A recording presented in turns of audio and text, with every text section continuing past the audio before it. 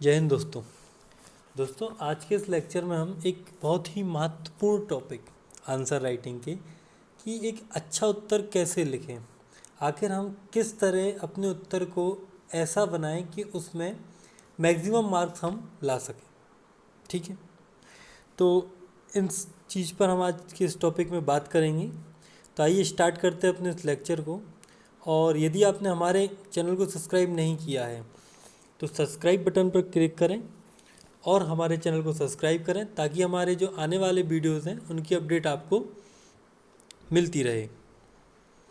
और इस वीडियो की जो पीडीएफ है वो आप हमारे टेलीग्राम ग्रुप से डाउनलोड कर सकते हैं, जिसकी लिंक वीडियो के डिस्क्रिप्शन बॉक्स में दे दी गई है। तो आइए हम स्टार्ट करते हैं अपने इस लेक्चर को।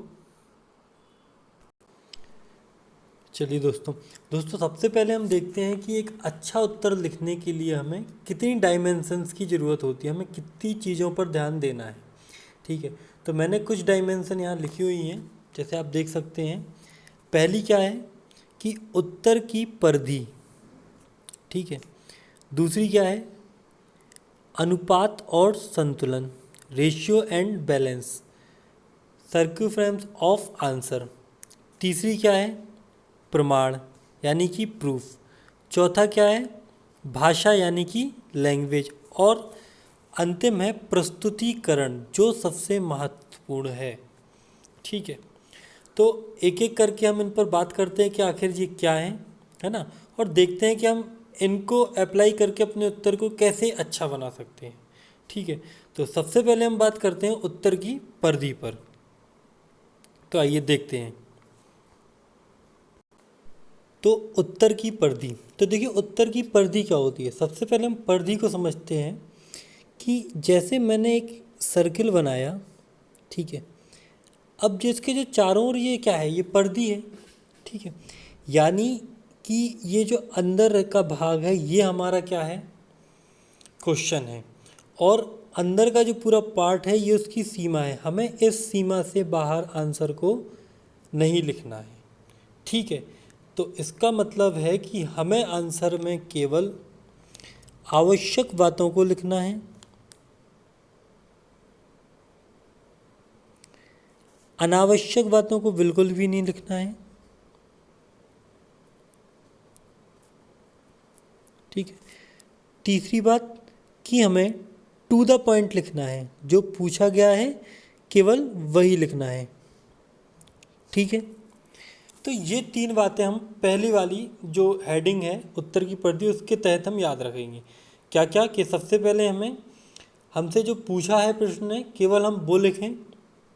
ठीक है, अनावश्यक बिल्कुल भी ना लिखें और टू द पॉइंट ही हम लिखें। ठीक है, इसके बाद हम देखते हैं कि दूसरी चीज़ क्या होती है। ठीक है, तो दूसरी चीज़ होती है अनुपात और संतुलन यानी कि रेशियो एंड बैलेंस। तो दूसरी बात क्या है हमारी अनुपात एवं संतुलन। ठीक है, अब अनुपात एवं संतुलन जो है ये कहाँ उपयोग होता है, तो जब हम बहुउत्तरीय प्रश्नों को सॉल्व करते हैं। बहुउत्तरीय प्रश्न मतलब कि जैसे एक प्रश्न में वो आपसे पूछ रहा है कि जीआईएस के घटकों को लिखते हुए इसकी उपयोगिता का वर्णन करें। तो यहाँ हमें अनुपात और संतुलन दोनों को बनाए रखना है कि मतलब ना तो हमें किसी एक भाग को ज़्यादा लिख देना है, ना एक किसी भाग को कम लिख देना है। देखिए अनुपात और संतुलन का ये मतलब कदापि नहीं है कि 50-50 कि हम आधा ये लिख के आए आधा ये लिख के आए। ठीक है, एक संतुलन बना रहे कि कोई भी किसी भी चीज़ की जो कहा जाता है अतिव्याप्ति वो ना हो। ठीक है, तो ये होता है दूसरा पॉइंट मेन आंसर लिखने का। ठीक है, फिर हम देखते हैं कि तीसरी बात क्या है। तीसरी बात होती है प्रमाण। ये जो प्रमाण है ये सबसे ज़्यादा इम्पोर्टेंट होता है आपके उत्तर में।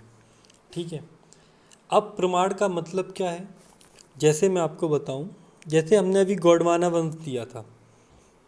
ठीक है, तो एक व्यक्ति उसका परिचय लिखता है कि गोंडवाना वंश की स्थापना यदुराय द्वारा 664 ईस्वी में की गई। ठीक है, एक स्टूडेंट ने उत्तर लिखा क्या सीधा सीधी लाइन कि गोंडवाना वंश की स्थापना यदुराय द्वारा या यादव राय द्वारा 664 ईस्वी में की गई। ठीक है। अब वहीं दूसरा स्टूडेंट एक लाइन लिखता है कि जो रामगढ़ अभिलेख के अनुसार यादव वंश की गोंडवाना वंश की स्थापना यदुराय ने 664 ईस्वी में की। ठीक है। तो दूसरा जो लाइन है, दूसरे जो स्टूडेंट ने जो लाइन लिखी है, उसने अपनी बात को जो स्थापना हुई है एक प्रमाण दिया कि ये कहाँ लिखा हुआ है, एक अभिलेख में लिखा हुआ है। ठीक है। तो वो लाइन ज़्यादा इफेक्टिव होगी कि जो एक सिंपल लाइन है वो इफेक्टिव होगी। तो आप समझ रहे होंगे कि प्रमाण क्या होता है। ठीक है। अब देखिए, प्रमाण की अलग अलग डायमेंशन होती है अलग अलग पेपर के हिसाब से। जैसे यदि हम बात करें ज्योग्राफी की, तो ज्योग्राफी में क्या होगा, ज्योग्राफी में क्या होता है कि मैप वगैरह होते हैं प्रमाण। ठीक है। जैसे आपने बताया कि मालवा का पठार मध्य प्रदेश के पश्चिम मध्य में स्थित है। ठीक है। वहीं आपने एक मैप बना दिया छोटा सा। ठीक है। ये इस प्रकार से एक मैप बना दिया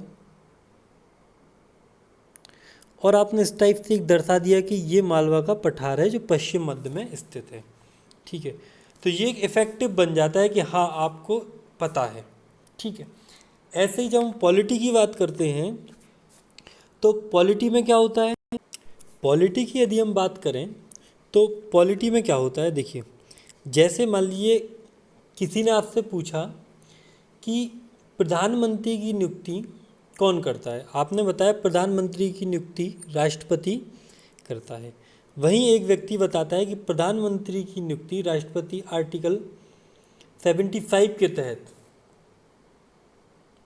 ठीक है, राष्ट्रपति द्वारा की जाती है। ठीक है। जबकि अन्य मंत्रियों की नियुक्ति प्रधानमंत्री की सलाह पर की जाती है। ठीक है, राष्ट्रपति द्वारा। तो उसने अपनी एक बात को देने के लिए क्या किया, एक प्रमाण दिया जो कि एक आर्टिकल के रूप में था। तो पॉलिटी में हम क्या कर सकते हैं, प्रमाण के रूप में आर्टिकल्स का प्रयोग कर सकते हैं। लेकिन हमें ये ध्यान रखना है कि प्रमाण ऐसा नहीं हो कि आप पूरे पेज में पता चला आर्टिकल ही आर्टिकल लिख के आ गए, है ना। एक लिमिटेड चीज़, देखिए कोई भी चीज़ जो होती है यदि वो एक सीमा तक हो तो वो अच्छी लगती है, यदि वह सीमा से बाहर चली जाए तो वो कहीं ना कहीं खराब लगने लगती है। ठीक है। तो इस बात का हमें ध्यान रखना है कि प्रमाणों को लिखते समय ऐसा ना हो कि आप पूरे पता चला पेज में प्रमाण ही प्रमाण। हाँ, एक आंसर में आपके एक या दो फैक्ट यदि हैं तो आपका एक आंसर एक अच्छा माना जाएगा। ठीक है। इसके बाद और जैसे देखें अपन कि एथिक्स वगैरह हो गया, या फिर कोई दर्शन आप पढ़ रहे हैं, या फिर कोई साहित्य वगैरह पढ़ रहे हैं, जैसे आपने किसी चीज़ के बारे में बताया कि भाई इनकी विचार ऐसे ऐसे थे, या आपने हवाई बता दिया, वहीं आपने उनकी एक पंक्ति का उल्लेख करते हुए बताया कि जो उनकी पंक्ति में जो आप विचार बता रहे हैं वो उनकी पंक्तियों में व्यक्त हो रहे हैं, तो वहाँ आपका जो उत्तर होगा वो और इफेक्टिव हो जाएगा। ठीक है। तो ये इस प्रकार से हम क्या कर सकते हैं, प्रमाणों का यूज़ कर सकते हैं, लेकिन कहीं ना कहीं हमें इनको लिमिटेशन बनाई रखनी है कि हमें ऐसा नहीं करना है कि हमें पूरे में प्रमाण ही प्रमाण देते चलना है, एक उत्तर में 2 या 3। ठीक है। इसके बाद हम तीसरी बात पर चर्चा करते हैं कि लैंग्वेज, भाषा। ठीक है। भाषा का क्या महत्व होता है। ठीक है।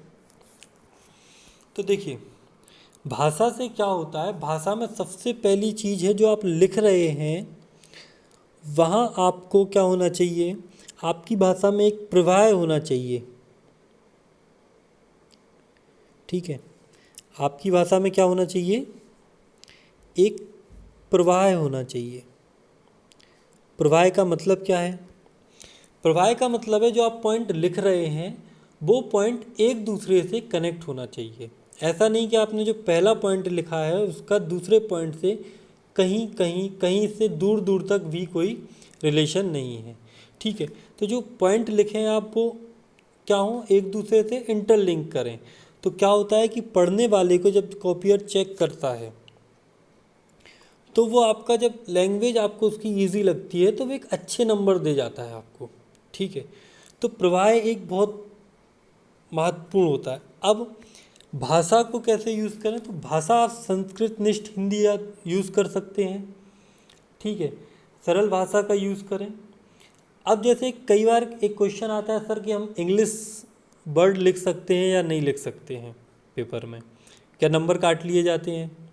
तो देखिए इंग्लिश वर्ड में क्या होता है कि आपको इंग्लिश वर्ड लिखना है तो आप एक या दो वर्ड यदि आप इंग्लिश वर्ड लिखते हैं, ठीक है, तब तक तो सही है। हाँ से आपने 3-4 बार उन वर्डों को लिखा इंग्लिश में, ठीक है, तो आपका माध्यम कहीं ना कहीं हिंदी से इंग्लिश होने को चला जाता है।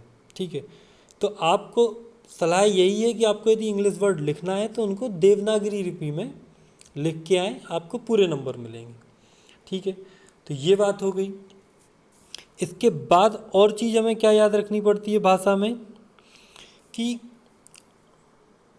सबसे पहले तो हमें क्या करना है कि प्रवाह को देखना है कि मतलब जो वर्ड हैं हमारे, जो लाइन है वो एक दूसरे से इंटरलिंक हो। दूसरा हमें क्या देखना है कि भाषा हमारी सरल हो, कहीं ना कहीं कॉम्प्लिकेटेड ना हो। ठीक है, अब दूसरी, ठीक है, और तीसरी मेन चीज़ क्या होती है कि हमें क्या करना पड़ता है कि एक लिपि, यानी कि जैसे हमें किसी इंग्लिश में किसी वर्ड को लिखना है तो हम देवनागरी लिपि का यूज़ कर सकते हैं। ठीक है, इसके बाद हम देख, अब जैसे एक क्वेश्चन मैंने आपके सामने दिखाया, ये मेरी कुछ कॉपी हैं जो मुझे अच्छी लगी थी तो मैंने कभी उनकी पिक लेके रखी थी।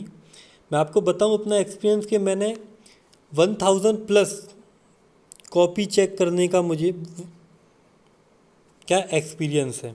ठीक है, तो जैसे क्वेश्चन आया था कि जूनागढ़ अभिलेख, तो उसने क्या लिखा, सबसे पहले तो कि अवस्थिति उसकी बता दी कि गुजरात में है। दूसरा उसने बताया कि रुद्रदामन का महत्वपूर्ण अभिलेख है। तीसरा उसने बताया कि इसकी भाषा क्या है, संस्कृत। तो यहाँ पे 3 डायमेंशन उसने फॉलो की और तीनों अलग अलग थी, है ना। तो यहाँ सीधे सीधे उसको कितने नंबर मिल गए, 3 नंबर मिल गए। तो हमें 3 नंबर में केवल क्या करना है, ज़्यादा हमें डिस्क्रिप्टिव नहीं लिखना है कि गुजरात में था फिर उसने बनवाया था, केवल सीधा सीधा हमें क्या लिखना है, उसके कीवर्डों को लिखना है और आगे बढ़ना है। यदि आप ये कीवर्ड हैं इनको आप आराम से 1 मिनट में लिख सकते हैं। ठीक है, जब हम लैंग्वेज को डिस्क्रिप्टिव करते हैं तो क्या होता है कि हमारा टाइम ज़्यादा लगता है। ठीक है, चलिए, तो ये कुछ कॉपी थी जो मैंने आपको एक दिखाई।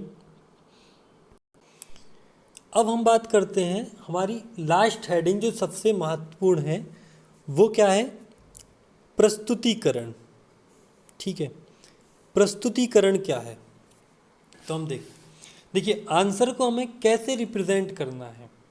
एक उत्तर है, उसका आंसर आप भी लिखेंगे, आपके जैसे कई व्यक्ति और भी लिखेंगे, लेकिन आपका उत्तर उनकी तुलना में किस प्रकार श्रेष्ठ है ये आपको आपका जो लिखने का तरीका है, ठीक है, वो बताता है कि आप दूसरों से कैसे श्रेष्ठ हैं। तो हम अपने उत्तर को किस प्रकार से उसको प्रस्तुत कर सकते हैं। सबसे पहले तो हमारी लैंग्वेज बिल्कुल ही सिंपल हो, और सबसे महत्वपूर्ण चीज़ होती है कि कुछ लोग कहते हैं कि पीएससी में लैंग्वेज का कोई मतलब नहीं होता है कि कैसी भी लैंग्वेज लिख के आ जाओ। ठीक है, मतलब नहीं होता है, लेकिन क्या है कि देखिए लैंग्वेज ऐसी हो कि वो पठनीय हो तब तो ठीक है। यदि वो ऐसी लैंग्वेज है कि चेकियर को उसको पढ़ने में बहुत ही ज़्यादा अपना दिमाग यूज़ करना पड़ रहा है तो वो कहीं ना कहीं आपके नंबर ज़रूर काटेगा। ठीक है, फिर वो क्या करता है कि जब उसको पढ़ने में दिक्कत होती है तो वो एक एवरेज मार्किंग आपके में करने लगता है ना। और जो व्यक्ति एक साफ़ सुथरी लैंग्वेज के साथ उत्तर को अच्छे से रिप्रेजेंट करता है तो वो एक कहीं ना कहीं चेकियर को मजबूर करता है कि आप हमारा उत्तर पढ़िए, है ना। जैसे मैंने आपको भी एक कॉपी दिखाई थी, फिर से मैं आपको दिखाता हूँ। जैसे एक ये कॉपी है आपके सामने, ठीक है, क्वेश्चन था कि औद्योगिक क्रांति के कारण बताइए। तो आप देख सकते हैं कि कितने अच्छे तरीके से इसको रिप्रेजेंट किया गया है। ठीक है, तो कहीं ना कहीं जब चेक करने वाला होगा तो उसका मन जाएगा इसको पढ़ने में, क्योंकि इसने बहुत ही अच्छे से इसको क्या किया है, रिप्रेजेंट किया है, और वो उसको एक अच्छे नंबर देगा।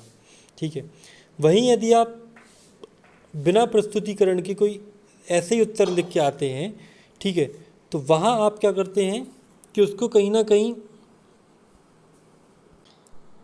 मजबूर कर देते हैं कि वो आपका उत्तर ना करे, वो ना पढ़े और एक एवरेज मार्किंग दे। ठीक है, तो प्रस्तुतिकरण बहुत ही इम्पोर्टेंट। अब हम कर क्या सकते हैं कि जैसे ज्योग्राफी का पेपर है तो ज्योग्राफी में आप क्या कर सकते हैं, मैप बना सकते हैं। ठीक है, अब पॉलिटी का पेपर जैसे आया तो उसमें आप कहीं ना कहीं एक या दो किसी चीज़ में जो आर्टिकल से रिलेटेड चीज़ें हैं वहाँ आप आर्टिकल बता सकते हैं। ठीक है, तो पॉलिटी में आप क्या कर सकते हैं कि आर्टिकल के थ्रू बता सकते हैं। अब बात आती है कि सर हमें मिलना तो क्या है, एक नीला पेन है या फिर काला पेन अलाउ है, तो अब हम प्रस्तुतिकरण कैसे करें। तो ज़रूरी नहीं है कि भाई आप वहाँ पे लाल नीले हरे पेन से लिख के आओ। ठीक है, प्रस्तुतिकरण का मतलब सिंपल सा है कि आप डायग्राम बना दें। ठीक है, अपनी बात को मतलब इस प्रकार से लिख के आए कॉपी में कि सामने वाले की जो नज़र जाए तो वो उसको लगे कि नहीं आखिर लिखा क्या है, एक बार पढ़ना ज़रूर चाहिए। ठीक है ना, तो आप समझ रहे होंगे कि मैं क्या कहना चाह रहा हूँ। तो एक कहीं ना कहीं ये क्या करता है, प्लस पॉइंट हमारे उत्तर में बन जाता है, तो ये बहुत ही इम्पोर्टेंट होता है। अब जैसे कि हम ज्योग्राफी में मैप बना सकते हैं, है ना, और फ्लो चार्ट, डायग्राम, इन सब का यूज़ कर सकते हैं। ठीक है, लेकिन अब ऐसा नहीं है कि आप पता चला कि मैंने कहा प्रस्तुतिकरण तो आप हर पेज में लगे डायग्राम बनाने के लिए, कहीं ना कहीं मतलब हर चीज़ का क्या है, संतुलन।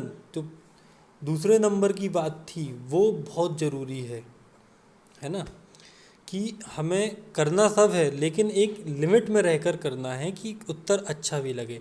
ये आप भी जानते हैं कि किसी चीज़ को जब किसी चीज़ को हम सजाते या संवारते हैं तो वो थोड़ा अच्छी लगती है, फिर उसको जब हम ज़्यादा सजा या संवार देते हैं तो वो क्या लगने लगती है, कहीं ना कहीं वो बदसूरत लगने लगती है। ठीक है, तो सेम हमारे उत्तर में भी फॉलो होता है कि हमें ज़्यादा वो नहीं करना है, केवल एक लिमिट में रहकर प्रस्तुतिकरण करना है। ठीक है, तो इन सब का जो यदि हम एक निचोड़ देखें, ठीक है, तो हमारे उत्तर में क्या होगा कि सबसे पहले तो जो लिखा वो हमने, मतलब जो पूछा उसने वो हमने लिख दिया। यदि कोई अनुपातिक क्वेश्चन आता है, कोई बहुउत्तरीय क्वेश्चन, तो उसका भी हमने अनुपात बना दिया। फिर उसके बाद भाषा भी भाई हमारी सरल है, हमने प्रमाण भी दिए, हमने प्रस्तुतिकरण भी अच्छा किया है। तो जब उत्तर जो बनता है तो वो एक पठनीय उत्तर होता है, उस पर नंबर अच्छे मिलते हैं। ठीक है, तो आप लोग अप्लाई करके देखें, रिजल्ट ज़रूर मिलेगा, है ना। इसके बाद हम चर्चा करते हैं अपने टेस्ट पर आज के, कि जो हमारा टेस्ट था उसका सॉल्यूशन क्या है। चलिए, तो हम चर्चा करते हैं अपने टेस्ट पर। तो पहले तो हम देख लेते हैं कि टेस्ट था क्या। तो आपकी स्क्रीन पर लिखा हुआ है परख प्रोग्राम। तो जो लोग मेरे साथ नए जुड़ रहे हैं या जो मुझे पहली बार यूट्यूब चैनल पर देख रहे हैं, तो उनको बता दूं कि इस प्रोग्राम के तहत हम लोग मेंस आंसर राइटिंग की प्रैक्टिस करा रहे हैं, है ना। तो आप हमारे टेलीग्राम ग्रुप को ज्वाइन कर सकते हैं, जिसमें आपको डेली टेस्ट मिलेंगे और उनके मॉडल आंसर मिलते हैं। तो अब हम देखते हैं कि आज का पेपर क्या था।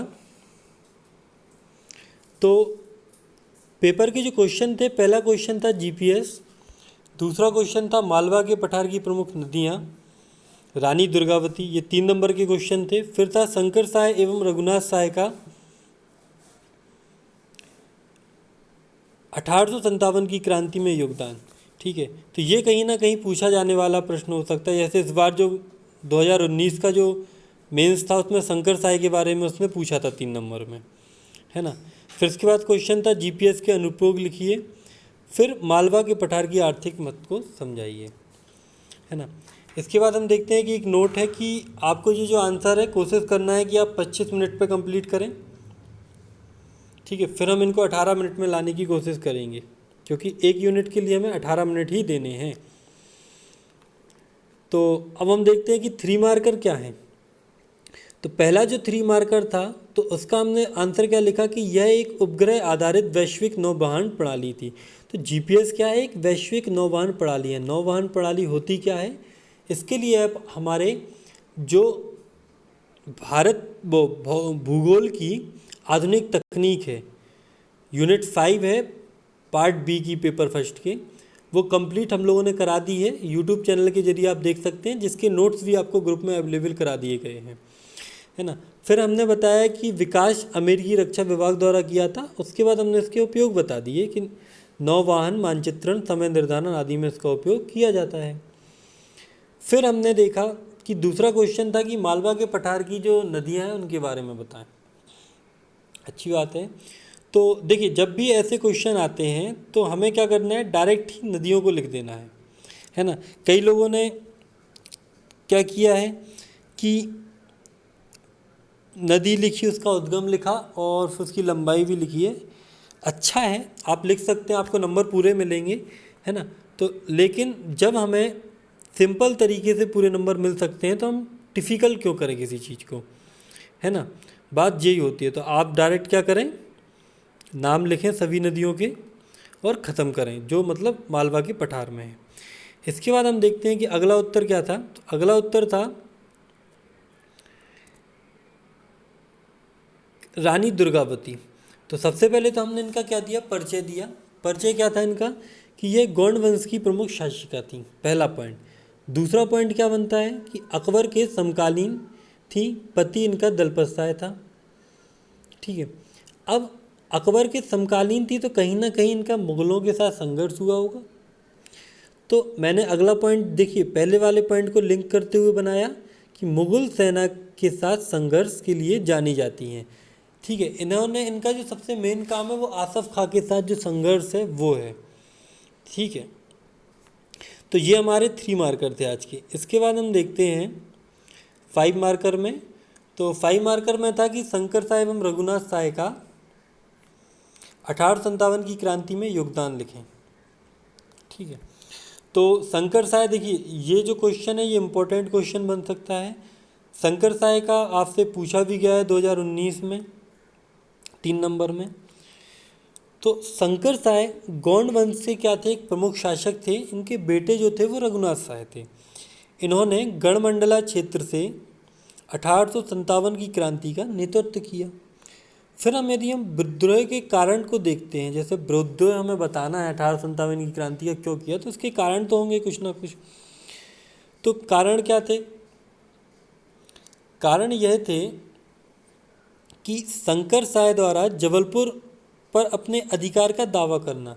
ठीक है, क्या होता है कि जब जो जर्नल रहता है वो भोसले वंश को ख़त्म करता है जब जबलपुर से, ठीक है, तो ये क्या करते हैं, दावा करते हैं कि इस पर हमारे अपने अधिकार का, तो वो उनको क्या कर देता है, मना कर देता है। तो ये एक कारण था। दूसरा क्या था कि अंग्रेज़ों द्वारा देसी राज्यों के आंतरिक मामलों में हस्तक्षेप करना। ठीक है, तो कहीं ना कहीं एक ये, ठीक है। तो इसके बाद फिर हमने क्या लिखा कि शंकर साय एवं रघुनाथ साय को, अब इन्होंने क्या किया था कि विद्रोह किया था। तो इनको क्या किया था कि इनको बंदी बना लिया गया था 18 सितंबर को। ठीक है, कब? 1857 लिखा हुआ है ये, है ना, यहाँ लिख लेना आप 1857। ठीक है, तो 1857 को क्या किया गया था, निर्दयतापूर्वक इनको मार दिया गया था। तो ये इनका योगदान हो गया। इसके बाद दूसरा क्वेश्चन था कि जीआईएस के उपयोग। तो सीधे सीधे हमें उपयोग लिख लेने थे कि इसके जो मुख्यतः उपयोग हैं वो किस किस क्षेत्र में किया जाता है। स्थिति के निर्धारण में किया जाता है, नौवहन में कहा जाता है, ट्रैकिंग में, मानचित्रण में, समय में, आपदा के समय बचाव कार्य में, यातायात प्रबंधन में, आदि चीज़ों में किया जाता है। ठीक है, तो ये इसके उपयोग हो गए। इसके बाद हम देखते हैं जो हमारा 11 मार्कर था वो क्या था कि मालवा के पठार का आर्थिक महत्व। ये क्वेश्चन आया हुआ है पीएससी में।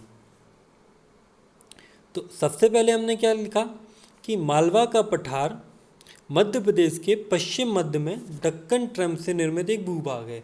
तो जैसे ही हमने बताया पश्चिम मध्य, ठीक है, क्षेत्र, तो हमने अपनी बात को एक प्रमाण देने के लिए, जैसा मैंने अभी आपको समझाया, एक चित्र बना दिया जिसमें मालवा के पठार को क्या कर दिया, दर्शा दिया। ठीक है, इसके बाद अगला क्वेश्चन क्या लिया मैंने, अगला जो पॉइंट क्या उठाया मैंने समान परिचय में, कि इसका क्षेत्रफल बता दिया और बता दिया कि ये कितना प्रतिशत है, फिर औसत ऊंचाई बता दी और सबसे ऊंची चोटी बता दी। ठीक है, फिर एक हमने क्या बनाया, चित्र बनाया। उसके बाद आर्थिक महत्व को स्पष्ट किया। सबसे पहले जलवायु को बताया, फिर फसलों को बताया। ठीक है, कुछ लोगों ने वन लिखा है। देखिए, मालवा के क्षेत्र में जो बेसिकली वन नहीं पाए जाते हैं, सागर साइड कहीं ना कहीं थोड़े बहुत तेंदुपत्ता के पेड़ मिलते हैं, है ना, तो इतना महत्व नहीं है वनों का, लेकिन चाहे तो लिख सकते हैं, वैसे नहीं भी लिख सकते। फिर उसके बाद खनिज, तो खनिजों में रॉक फॉस्फेट हो गया, डोलोमाइट हो गया, मैग्नीज हो गया, एस्बेस्टस हो गया, बैराइट हो गया देवास से, है ना, आदि खनिज हो गए। इसके अलावा भी आप लिख सकते हैं। मैंने केवल एक फॉर्मेट बताया कि आप उत्तर को कैसे लिख सकते थे। ठीक है, फिर इसके बाद हम देखते हैं कि उद्योग। ठीक है, तो उद्योग में आप कई सारे उद्योग हैं मालवा में, से बेल हो गया भोपाल में, है ना, एल्केलाइट फैक्ट्री हो गई, रेलवे स्लीपर हो गया, है ना, मोटर उद्योग हो गए, छाता उद्योग हो गया, है ना, फिर कुछ औद्योगिक केंद्रों को बता दिया। तो इस प्रकार से हमने क्या कर दिया, उद्योग भी बता दिए। फिर हमने बताया क्या, पर्यटन, है ना, पर्यटन भी कहीं ना कहीं आर्थिक दृष्टि से महत्वपूर्ण होते हैं। तो पर्यटन में हमने क्या बताया, सांची का स्तूप बताया जो रायसेन में, महाकालेश्वर मंदिर, ओमकारेश्वर, डायनासोर, राला मंडल, रातापानी, है ना, वन विहार, भोजपुर, इतने सारे हमने इनको पर्यटन बता दिए और सबका स्थान बता दिया। फिर हमने बताया प्रमुख शिक्षण संस्थान। देखिए, शिक्षण संस्थान मैंने यहाँ पे केवल आपको एग्जाम्पल के लिए बताया है, बाकी कई सारे शिक्षण संस्थान हैं, भोपाल से भी आप लिख सकते हैं, है ना। तो इसमें मैंने कौन कौन से बताए, जैसे आईआईटी और आईआईएम इंदौर में है, Mahatma Gandhi memorial medical college भी इंदौर में है। ठीक है, इसके बाद हमने क्या लिखा, इसका एक निष्कर्ष लिखा कि इस प्रकार हम कह सकते हैं कि मालवा का पठार मध्य प्रदेश की अर्थव्यवस्था में आर्थिक दृष्टि से एक महत्वपूर्ण योगदान रखता है। तो जब आप इसको मेंस की कॉपी में लिखेंगे तो ये आपका 2 पेज में आराम से एक उत्तर बन जाएगा। कुछ कुछ पॉइंट आप इसमें और ऐड कर सकते हैं अपने हिसाब से। ठीक है, शिक्षण संस्थान क्या है लिख सकते हैं अपन, क्योंकि शिक्षण संस्थान क्या है कि अर्थव्यवस्था में एक महत्वपूर्ण। ठीक है, अब आप सोच रहे होंगे कि जो शिक्षण संस्थान है वो औद्योगिक क्षेत्र, वो आर्थिक क्षेत्र में कैसे महत्व देते हैं। तो देखिए, शिक्षण संस्थान कहीं ना कहीं कुशल मानव संसाधन के विकास में क्या होते हैं, महत्वपूर्ण होते हैं। ठीक है, जब कुशल मानव संसाधन होता है तो वहाँ पर उद्योगों की स्थापना होती है। ठीक है, इस प्रकार से आप देख सकते हैं कि ये भी क्या है, एक महत्वपूर्ण योगदान निभाते हैं। तो इस तरीके से हमारा ये आज का लेक्चर कंप्लीट होता है। कल हम मिलते हैं एक नए लेक्चर के साथ। तो आपको यदि वीडियो अच्छा लगे तो वीडियो को लाइक और सब्सक्राइब जरूर करें। जय हिंद।